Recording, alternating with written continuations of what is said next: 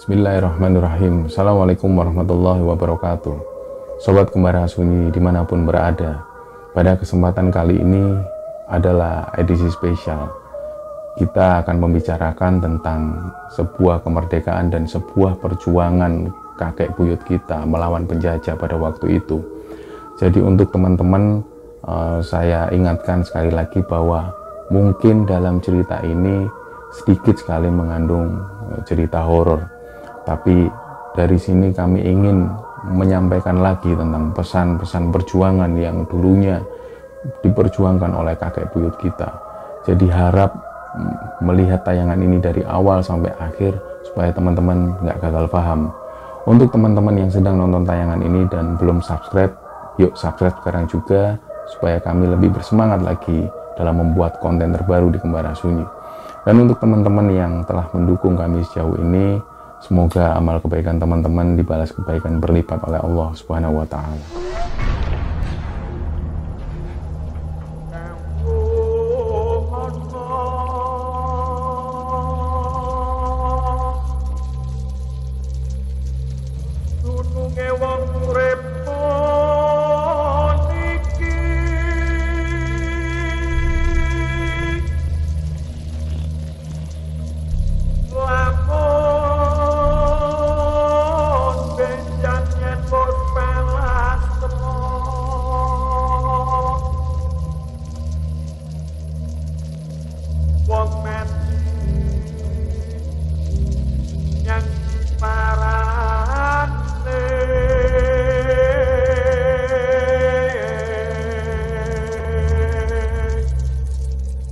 Ya, jadi ini adalah tongkat peninggalan kakek buyutku yang ketika melihat tongkat ini tiba-tiba langsung teringat dengan beliau.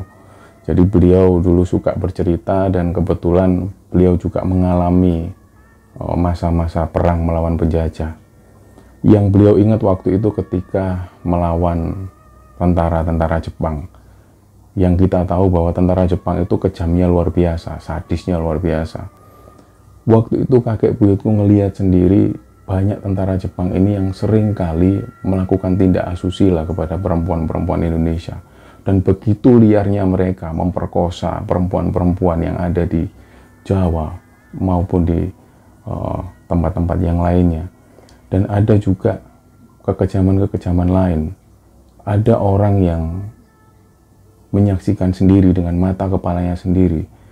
Waktu itu ada tentara Jepang yang kebetulan lewat dan ada anak kecil yang lagi nangis di pinggir jalan. Karena waktu itu situasi perang. Jadi anak kecil ini terus nangis karena kelaparan. Digendong oleh ibunya dan tentara Jepang ini langsung nyamperin, suruh diem. Intinya anak kecil ini harus diem. Ya karena ibunya ini juga bingung. Ini kondisi perang, anakku ini lapar belum makan 2 hari. Jadi bingung cara untuk menenangkan anaknya. Tentara Jepang ini lagi-lagi marah, bentak-bentak perempuan ini, bentak-bentak ibu-ibu ini. Gak lama setelah itu salah satu tentara ini mengeluarkan pedang samurainya dan langsung ditebas bayi itu di depan ibunya persis. Jadi begitu banyak sekali kekejaman-kekejaman penjajah yang dilakukan pada bangsa kita pada waktu itu. Mundur ke belakang, pada saat itu penjajah Belanda yang menjajah negeri ini. Dan ada juga VOC yang masuk di negeri ini. Mundur sekali lagi ada Portugis yang lebih dulu masuk ke Nusantara ini. Jadi pertanyaannya kenapa sampai negeri ini diperebutkan oleh bangsa-bangsa lain? Ya, kita sendiri wajib sadari bahwa negeri ini begitu indahnya. Negeri ini begitu kayanya. Banyak rempah-rempah yang diperebutkan pada waktu itu. Jadi pada saat negara Eropa atau bangsa Eropa yang sedang mengalami kegelapan pada masa itu, di mana mereka kekurangan sekali sumber daya pangan, juga mereka buta tentang ilmu pengetahuan. Nah, kejadian ini direkam oleh sejarah dan sejarah mengatakan ini adalah abad kegelapan bagi bangsa Eropa. Waktu itu benar-benar mereka mengalami situasi yang sangat gelap sekali. Jadi nggak ada penelitian-penelitian tentang ilmu modern. Sementara di luar itu, di Andalusia, tepatnya di Spanyol, ada dinasti Islam yaitu dinasti Umayyah yang sudah peradabannya sudah lebih maju. Di sana banyak sekali kitab-kitab atau tulisan-tulisan tentang ilmu pengetahuan. Banyak sekali ilmuwan-ilmuwan yang menemukan penemuan-penemuan baru. Seperti kita tahu ada seorang yang bernama Al-Idrisi yang beliau menemukan peta dunia, di mana pada waktu itu banyak bangsa-bangsa di luar Andalusia yang belum sama sekali tahu tentang dunia ini seperti apa. Tapi Al-Idrisi sudah berhasil membuat peta dunia karena beliau juga belajar dari Ibnu Battuta dan Ibnu Khaldun, di mana pada masa itu Ibnu Battuta dan Ibnu Khaldun ini senang sekali mengembara ke seluruh dunia. Sampai akhirnya beliau belajar ke Ibnu Khaldun dan Ibnu Battuta, dan mereka ini akhirnya menggambar satu peta dunia dan menciptakan globe yang kita kenal sekarang. Jadi di masa-masa kegelapan itulah bangsa Eropa ini seperti menyimpan dendam yang dalam. Mereka ingin sekali menguasai dunia. Sampai akhirnya ketika Andalusia atau dinasti Islam pada waktu itu terlena dengan kemewahan-kemewahan, terlena dengan segala peradaban yang benar-benar maju. Bahkan ketika bangsa Eropa waktu itu belum mengenal mandi, belum mengenal sabun, mereka sudah menemukan itu. Bahkan mereka membangun kolam renang yang begitu besarnya untuk mereka mandi. Mereka sudah mengenal kembang api, ketika mereka ada pesta kembang api dinyalakan. Jadi benar-benar gemerlap. Dan di Baghdad juga seperti itu. Nah, pada akhirnya ketika bangsa Islam, terutama yang ada di Andalusia itu, mereka terlena dengan kemewahan-kemewahan itu, terlena dengan peradaban yang begitu maju. Mereka nggak menyadari tentang batas-batas wilayah, mereka nggak menyadari akan datangnya musuh. Dan pada waktu itulah kemudian bangsa Eropa ini bangkit, dan singkat cerita, Andalusia jatuh, Andalusia kalah di sekitaran tahun 1493. Dan 1 tahun kemudian, di tahun 1494, Paus Alexander ke-6 membuat satu perjanjian yang bernama Perjanjian Tordesillas. Dalam perjanjian ini, dunia dibagi dua. Jadi Portugis diserahi daerah di wilayah timur, sedangkan Spanyol diserahi daerah wilayah barat. Nah, pada saat itulah kemudian Portugis ini melakukan ekspansi besar-besaran ke wilayah timur. Mereka ini sebenarnya mendengar ada satu wilayah yang peradabannya maju. Mereka sudah mengenal rempah-rempah, dan banyak sekali rempah-rempah yang dihasilkan dari tanah itu. Nah, mereka tapi nggak tahu di mana letaknya. Akhirnya mereka mulai mencari. Dan karena mereka ini belum mengenal peta dunia, jadi mereka ini sering kali nyasar di satu tempat. Sampai kemudian rombongan dari Portugis ini, penjajah dari Portugis ini nyasar di satu tempat yang bernama Goa, yang ada di India sekarang. Awalnya mereka mengira ini adalah daerah yang dimaksud, ini adalah tanah yang dimaksud. Jadi ternyata ketika mereka masuk ke sana, mereka tidak juga menemukan rempah-rempah yang dimaksud. Nah, akhirnya mereka mencari lagi di mana tempat ini, di mana tanah ini. Mereka berkelana lagi menggunakan kapal mereka, dan mulailah mereka menemukan satu wilayah yang disebut pada waktu itu Nusantara, atau beberapa orang menyebutnya Al-Mulk, artinya kerajaan-kerajaan. Di mana ketika masuk Nusantara, pada waktu itu Portugis masuk di tahun 1511, mereka bilang bahwa penjajah Portugis ini bilang bahwa ini negeri apa? Kok negeri begitu hangat sekali? Kami nggak pernah sekalipun menemukan negeri sehangat ini. Ini seolah-olah seperti Tuhan meneteskan surga di negeri ini. Ini negeri apa namanya? Mereka belum tahu itu. Dan ketika masuk ke daerah Kesultanan Malaka yang sekarang ada di Malaysia, mereka ini benar-benar kagum dengan kesultanan pada waktu itu. Karena mereka di benteng-benteng di Kesultanan Malaka itu sudah menggunakan meriam yang sangat besar sekali. Mereka sudah mengenal senjata api. Dan perlu diketahui bahwa meriam-meriam yang besar itu mereka pesan dari Jawa, dari Jepara. Jadi betapa hebatnya nenek moyang kita yang sudah menciptakan senjata api. Jadi ketika penjajah Portugis ini datang di tahun 1511 memasuki wilayah Nusantara, mereka benar-benar kikuk. Karena mereka sebelumnya nggak pernah melawan bangsa yang sehebat ini, di mana mereka sudah mengenal meriam. Akhirnya mereka nggak berhasil masuk, dan 1 tahun kemudian mereka pun menggunakan taktik. Karena di Kesultanan Malaka ini banyak sekali tentara-tentara Jawa yang dibayar untuk menjadi tentara di Kesultanan Malaka. Ada sekitar 20.000 orang Jawa atau 20.000 tentara bayaran yang didatangkan dari Jawa untuk membantu Kesultanan Malaka menjaga perbatasan mereka.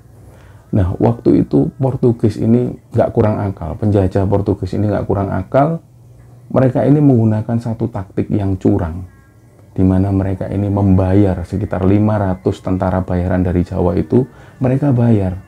Dan Portugis bilang, yang kalian harus lakukan adalah tetap menembak itu Mariam. Jadi karena Meriam ini begitu mereka datang menggunakan kapal, ini langsung ditembak oleh Meriam. Jadi mereka nggak bisa masuk. Dan liciknya penjajah Portugis itu bilang ke orang-orang bayaran ini, ada 500 orang yang dibayar untuk berlaku curang. Jadi mereka cuma ditugaskan untuk nanti ketika kapal kami datang, tunda dulu tembakannya. Tunda sekitar beberapa jam biar kami masuk lebih dulu. Jadi ketika kami masuk kalian sudah bisa menembak. Nah, inilah pertama kali pengkhianat bangsa yang akhirnya meruntuhkan kedidayaan bangsa ini. Jadi dari pengkhianat itulah akhirnya penjajah ini berhasil masuk ke wilayah Nusantara. Jadi kalau kita melihat peta, di bagian barat itu ada Kesultanan Malaka, dan di ujung timur ada Kesultanan Maluku. Nah, banyak pendapat yang mengatakan bahwa di mana Maliki? Karena ada Malaka, ada Maluku, harusnya ada Maliki. Nah, Maliki adalah Pulau Jawa itu sendiri, di mana Maliki adalah pusat pemerintahan, Maluku adalah penghasil bumi atau hasil bumi dihasilkan dari daerah sana, dan Malaka adalah infrastruktur yang mendukung segala bentuk pemerintahan itu.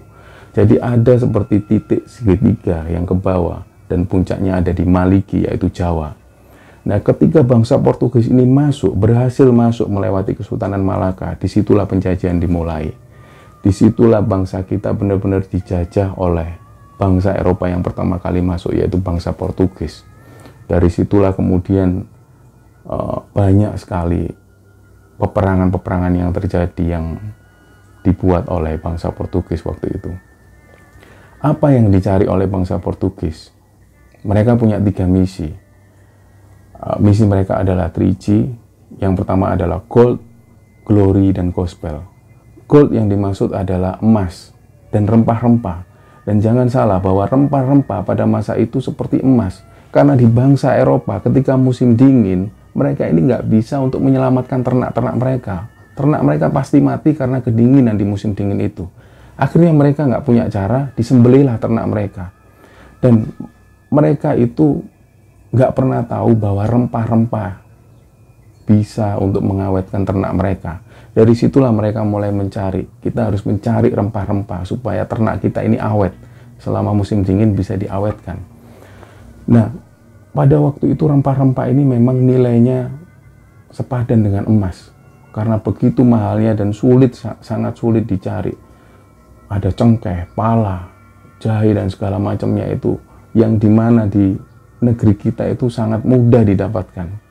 Seperti kata orang-orang tua kita dulu, ketika kita makan cabai dilempar di luar sudah tumbuh tanaman cabai. Jadi begitu diberkahinya tanah di negeri ini. Sampai banyak sekali bangsa-bangsa yang datang memperebutkan tanah kita. Jadi ketika Portugis datang masuk Nusantara, yang mereka cari pertama adalah rempah-rempah. Mereka langsung menuju ke timur, menuju ke Maluku. Maluku diambil dari kata al-mulk, kerajaan-kerajaan. Karena bangsa kita dulu adalah kerajaan-kerajaan. Mereka masuk ke sana melakukan penjajahan, melakukan monopoli penjualan rempah-rempah. Maunya dari Portugis itu rempah-rempah ini mereka kuasai untuk kemudian diekspor ke Eropa. Nah, karena pada waktu itu bangsa Maluku ini sudah banyak sekali kesultanan-kesultanan, mereka melawan. Ini yang perlu diingat bahwa bangsa kita itu boleh dikatakan terjajah 350 tahun sejak datangnya VOC. Tapi selama 350 tahun itu kita melawan. Nenek moyang kita melawan, nggak hanya diam. Jadi banyak sekali percikan-percikan yang dialami oleh nenek moyang kita, leluhur-leluhur kita untuk melawan bangsa-bangsa pengecut ini. Dan ketika Portugis masuk, mereka mulai membangun benteng. Karena kenapa? Karena Spanyol yang awalnya diberi kekuasaan di daerah barat, mereka nggak menemukan apa-apa di barat. Mereka sama sekali nggak menemukan apa-apa. Nggak ada potensi-potensi yang bisa digali. Akhirnya Spanyol ini menuju ke daerah timur, tepatnya di Nusantara. Dan lucunya, Portugis ini harus berperang melawan Spanyol, di mana dua bangsa ini di bawah kendali Paus Alexander VI yang awalnya diberi dua kekuasaan, tapi pada akhirnya mereka berkelahi sendiri karena keculasan mereka, karena keserakahan mereka. Dari situ banyak bangsa-bangsa ini yang dari nenek moyang kita yang ada di Nusantara mulai melawan kepada Portugis. Mereka merasa bahwa ini adalah penjajah yang banyak sekali merugikan kita. Awalnya sebelum bangsa Eropa ini datang, bangsa Nusantara adalah bangsa yang damai. Jadi ada Islam, Hindu, Buddha di situ hidup damai. Tapi ketika bangsa Eropa, Portugis ini datang, mereka membuat satu keculasan-keculasan yang membuat akhirnya bangsa ini mengangkat senjata untuk melawan penjajah itu. Sampai pada akhirnya Portugis menetap di situ dan gak lama kemudian datanglah VOC. VOC ini adalah organisasi dagang dari Belanda. Apa yang dikejar oleh VOC intinya sama dengan apa yang dikejar oleh Portugis dan Spanyol. Mereka mengejar kekuasaan, mereka mengejar emas, rempah-rempah. Intinya mereka mengeruk habis kekayaan yang ada di Nusantara ini. Dan ketika mengetahui hal itu, pada saat itu sekitar zaman Sultan Agung merasa bahwa VOC datang ke sini ini untuk merugikan kita, untuk menjajah kita. Maka nggak ada kata lain, harus kita lawan. Disitulah bangsa kita melawan lagi, nenek moyang kita melawan lagi. Dan singkat cerita, meskipun dalam saat itu Sultan Agung mengalami kekalahan, tapi paling tidak Sultan Agung dan pasukan-pasukannya telah melawan VOC. Mereka paling tidak sudah melawan kebengisan, mereka melawan kezaliman. Meskipun pada akhirnya kalah, tapi mereka sudah melawan. Nah, nggak hanya di daerah Maluku, Portugis ini membangun benteng-bentengnya untuk menghalau pengacau-pengacau yang lain seperti Spanyol dan juga VOC. Jadi mereka saling berperang untuk memperebutkan rempah-rempah yang kita miliki. Sampai kemudian Portugis ini merapat ke daerah Jepara pada waktu itu. Dan mereka merasa bahwa Jepara ini adalah garis lewatan, garis laut yang dilewati oleh bangsa-bangsa lain untuk menuju ke Maluku untuk memperebutkan rempah-rempah itu. Akhirnya mereka membangun satu benteng di Jepara. Bentengnya sudah tersisa puing-puing hari ini di Jepara. Pada saat mereka bangun benteng inilah, bangsa Portugis itu merasa, tentara-tentara ini, penjajah-penjajah ini merasa bahwa banyak sekali keanehan yang mereka alami. Jadi pada waktu bangun benteng itu, mereka ngambil batu-batu dari pantai, diambil dan ditata rapi membentuk sebuah benteng. Banyak sekali hal-hal yang nggak masuk akal bagi mereka. Jadi ada tentara yang kesurupan di sana, dan waktu itu penjajah Portugis ini nggak paham tentang hal kesurupan. Dikiranya mereka ini seperti mengalami depresi, mungkin jauh dari kampung halaman, mereka mengalami depresi. Padahal waktu itu mereka ini benar-benar kesurupan. Jadi sekedar informasi bahwa di antara benteng Jepara dengan Pulau Mandalika yang ada di Jepara itu disinyalir ada satu pusaran besar, di mana di situ terletak satu keraton siluman buaya putih yang dipercaya oleh masyarakat setempat. Dan siluman buaya putih ini sempat bersumpah, siapapun yang berkulit putih seperti kulitku ini, maka akan kuhabisi nyawanya. Entah ini ada hubungannya atau enggak, tapi yang jelas bangsa Portugis pada waktu itu mengalami keanehan-keanehan semacam itu.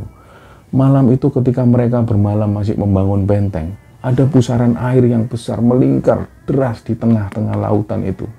Dan tiba-tiba ada satu perempuan yang datang menghampiri salah satu tentara. Waktu itu karena tentara ini juga bersikap cabul, jadi dia berpikir ini ada perempuan, mumpung ada perempuan, udah lama jauh dari kampung halaman, jadi rencananya perempuan ini mau diperkosa. Penjajah Portugis ini nggak tahu bahwa perempuan ini adalah siluman yang menyamar. Jadi perempuan ini datang, wajahnya putih, cantik sekali dengan gaun putih yang panjang sekali. Jadi perempuan ini datang menghampiri tentara-tentara yang waktu itu sedang duduk-duduk di situ. Ada satu tentara ini yang menghampiri perempuan ini. Nggak lama setelah itu, perempuan ini langsung meluk tentara Portugis itu dan menusukkan semacam keris di bagian jantungnya. Pada saat itulah kesaksian dari tentara-tentara yang lain, penjajah-penjajah yang lain itu, temannya ini jatuh seperti seolah-olah baru aja dibunuh. Padahal nggak ada bekas luka sama sekali. Jadi seolah-olah dia ini seperti tertusuk sesuatu. Nah, pada waktu itu kesaksiannya, dia ini mengalami sakit di bagian jantungnya, keringat dingin mulai keluar, jadi badannya itu panas dingin, nggak lama kemudian meninggal dia. Dan banyak sekali kejadian-kejadian aneh yang mereka alami ketika ada di Jepara itu. Pada suatu malam itu, ketika tentara ini menjaga perbatasan, menjaga wilayah di situ, tentara Portugis ini melihat ada satu kapal yang besar muncul dari arah laut menuju ke benteng mereka. Ukurannya benar-benar besar sekali dan sampai-sampai mereka ini takut karena kapal ini mengarah ke arah mereka. Jadi mereka semua itu lari terbirit-birit dan seolah-olah kapal ini nabrak ke arah benteng itu. Setelah mereka terbangun dari pingsannya, ternyata tidak ada apa-apa. Sejak saat itulah kemudian bangsa Portugis ini sudah nggak berani lagi tinggal di daerah situ dan mereka memutuskan untuk kembali ke Ternate, kembali ke daerah Maluku. Di sana mereka melakukan penjajahan lagi dan sejak saat itulah benteng ini nggak lagi ditempati. Jadi ternyata banyak sekali kejadian-kejadian mistis yang dialami oleh penjajah-penjajah dari Portugis itu. Nah, setelah kejadian itu akhirnya tentara Portugis ini diusir oleh VOC dan kemudian VOC yang menguasai atau memonopoli rempah-rempah tersebut sampai kemudian berlangsung ke penjajahan Hindia Belanda. Pada waktu itu ada terjadi perang Diponegoro di tahun 1825, di mana di situ Pangeran Diponegoro mengangkat senjata untuk melawan penjajah. Jadi sekali lagi ditekankan bahwa bangsa ini tidak sepenuhnya terjajah 350 tahun, tapi bangsa ini, nenek moyang kita itu melawan selama 350 tahun itu melawan, bangkit melawan, bukan diam dan menerima penjajahan itu. Dan meskipun pada saat itu Pangeran Diponegoro berhasil ditipu sampai kemudian beliau diasingkan di Sulawesi, setelah itu nggak berhenti sampai di sana. Penjajahan ini tetap berlangsung dan Belanda mengadakan satu kerja paksa, di mana pada waktu itu pribumi dipaksa untuk kerja habis-habisan siang malam sampai menimbulkan banyak sekali korban jiwa. Dan sampai pada akhirnya tercetuslah satu buah proklamasi setelah Jepang datang dan Jepang dibombardir oleh Amerika.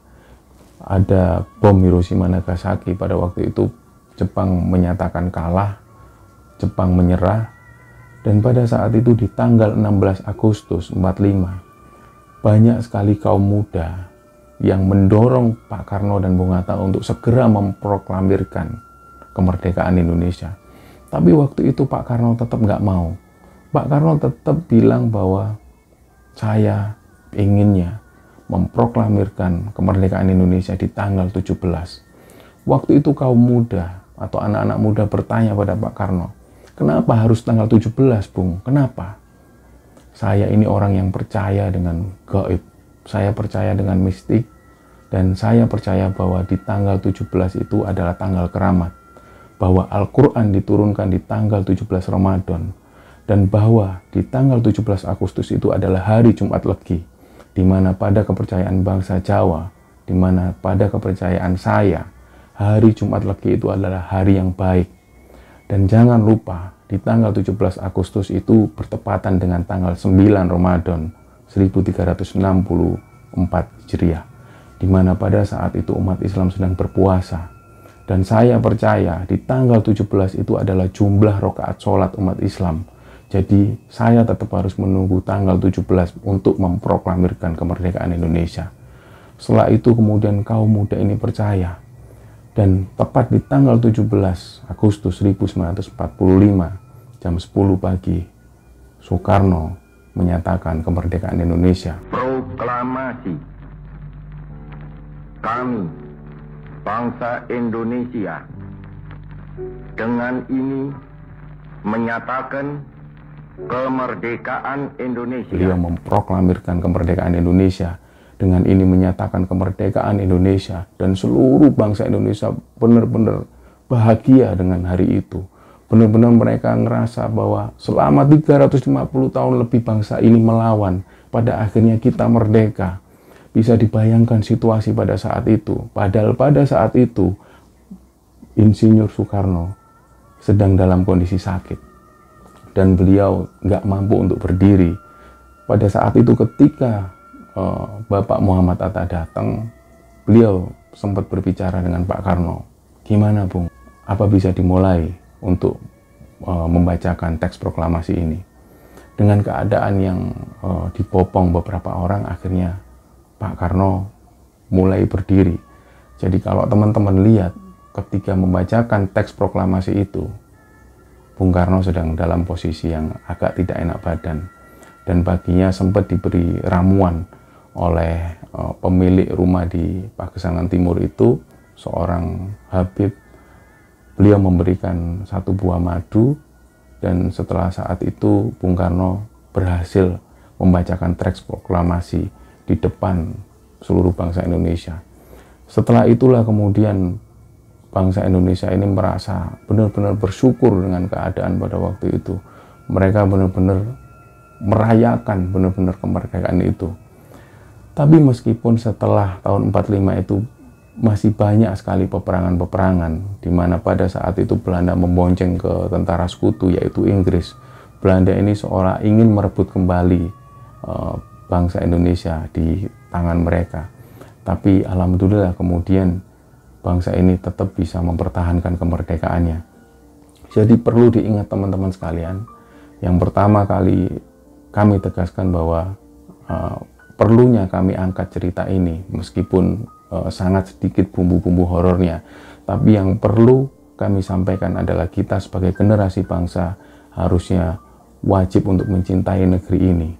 Meskipun banyak sekali kekurangan yang dimiliki oleh mungkin penguasa yang berkuasa hari ini, tapi wajib kita tetap mensyukuri, tetap kita wajib menghormati perjuangan kakek buyut kita, pahlawan-pahlawan kita yang berjuang mati-matian untuk negeri ini. Hari ini kita enak bisa menikmati segala sesuatu dengan mudah. Bayangkan ketika kita hidup dalam posisi perang seperti kakek buyut kita. Alangkah sedihnya waktu itu. Untuk makan saja susah. Tapi ketika hari ini kita bisa menikmati, kita bisa hidup di negeri yang benar-benar kaya raya ini, benar-benar indah ini, wajib kita syukuri. Di mana-mana banyak sekali bangsa atau banyak sekali orang yang ingin sekali tinggal di Indonesia. Kenapa mereka ingin tinggal di Indonesia? Karena apa yang nggak ada di sini?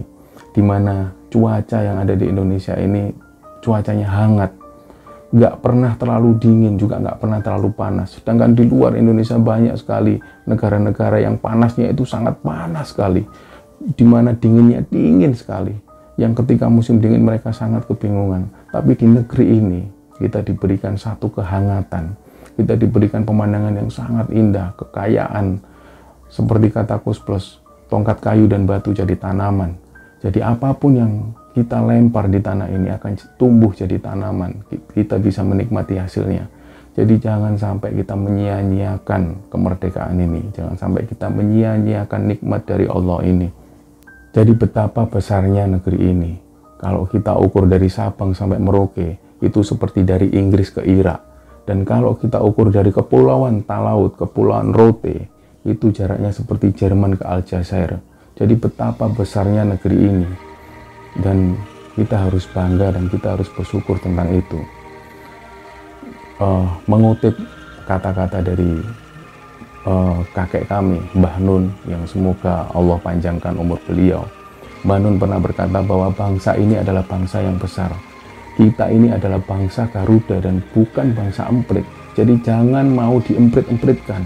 Artinya kita ini bangsa besar. Garuda itu adalah burung yang besar. Jadi jangan mau diemprit-empritkan, jangan mau dikecil-kecilkan. Karena kita ini adalah bangsa yang besar.